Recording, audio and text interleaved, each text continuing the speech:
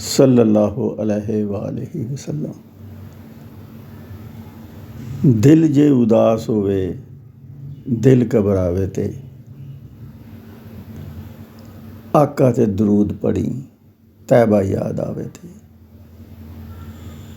दिल जे उदास होवे, दिल घबरावे ते आका ते दरूद पढ़ी तैबा याद आवे ते।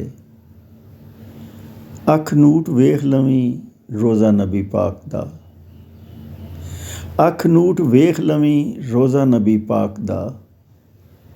सिक जदों वध जावे याद जे सतावे ते। अख नूट वेख लवीं रोज़ा नबी पाक दा, सिक जदों वध जावे याद जे सतावे ते। दिल जे उदास होवे, दिल घबरावे ते आका ते दरूद पढ़ी तैबा याद आवे ते।